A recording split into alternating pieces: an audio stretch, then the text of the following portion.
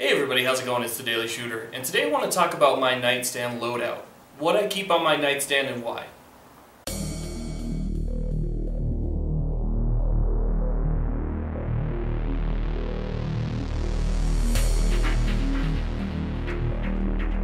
So here's my current nightstand loadout. These are the things that I felt were essential to me in order to deal with a security threat should one arise at night while I'm asleep.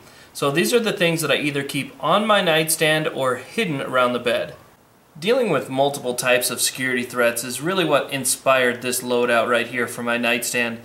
Being able to deal with anything from hearing a sound outside to somebody has just broken into the house to simply just waking up in your bed and there's somebody standing over you.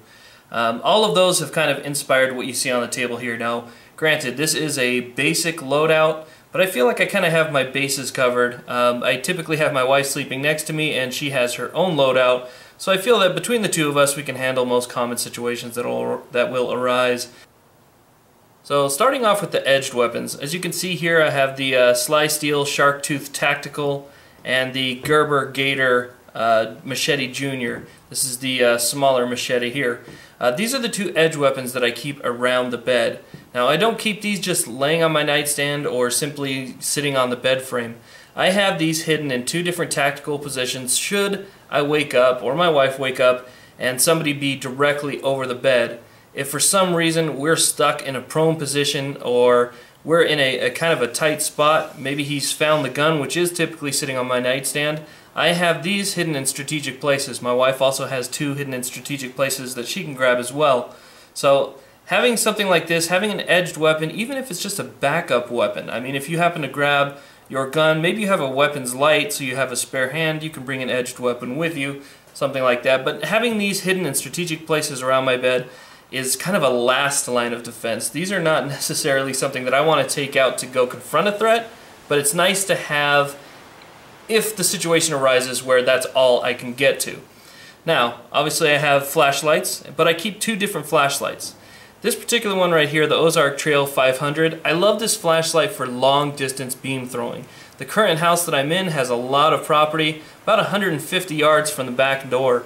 So if I need to throw a beam, I like to have this on to see if anybody's back there messing with our stuff or whatever it might be. I actually, day one, moved into this house and I had somebody in the backyard and this was the flashlight that I used. So, keeping a smaller flashlight, this is more of my CQB flashlight. Somebody breaks into the house and I need to confront them, or I just happen to confront them. This is the flashlight that I'll be grabbing first. It is the Bright Strike blue dot, and at 320 lumens it's going to blind them, but it also can be used as a hard weapon as well, so a striking weapon. Now I keep my pistol on my bedstand, my nightstand as well. These two are both going to be, I have this one in the drawer with the drawer open, this one I have on the nightstand next to my pistol. I used to be a big believer in having weapons mounted flashlights, but after watching certain channels like the Military Arms channel and things like that, I realized that, I do listen to these videos by the way, a lot of what he was saying was correct. If you have a flashlight that's mounted to your weapon, in order to see in a particular area, you may have to sweep across your kids, your wife, whatever it might be in order to illuminate that area. So I just like using a flashlight like this in order to illuminate an area separate from where I'm pointing this, just for my family's safety. Now I also keep an extra magazine, and I do keep a battle rig that's on the opposite side of my nightstand, but this is the stuff that's on my nightstand here. I keep an extra magazine. I also have these Bright Strike tactical balls that I keep on the drawer as well. This is basically just a simple distraction device. And then always try and keep your phone charged. This is just a Motorola Droid. It's the one with the Kevlar backing and stuff. It's actually kind of an old phone, but it served me well, so I've kept it. I keep this on the nightstand, and I am ready to call 911 if I have to, because even if I feel like I am the first responder, I have to deal with this particular situation, there's two great reasons to call 911. One, obviously, is to get the police en route to your location because there's an emergency. But number two, if you're on the phone with 911, there will be a recording of everything that's happening in your house. So if somebody confronts you and starts yelling, you're going to hear that voice on the other line. Okay, so good to keep that phone on you. You're also going to hear your actions in defending yourself, so it might help you if you ever go to court. Now, this is just a simple basic loadout, like I said, 2 edge weapons, 2 different types of flashlights, a distraction device, a pistol, and a magazine.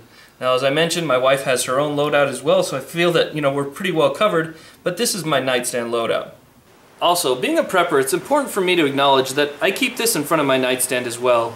This is the black Urban Warrior backpack from Military Luggage Company, and I have this, it's sitting next to my nightstand during the day, and then at nighttime when we go to bed, I put this out in front of my nightstand so that I can grab it, and that it's just easy to grab and go. Should something come up in the middle of the night, a situation arises where we do need to bug out. So here's my bug out bag. It contains water, food, flashlights, batteries, knives, radio, medical kit, everything that I would need basically just to get out of Dodge really quick. So I do keep this as well in front of my nightstand. This would be considered part of my loadout, so I can't forget to mention that. Yeah, I think I have the essentials pretty well covered. Thank you guys very much for watching. Please like, subscribe. Have a great day.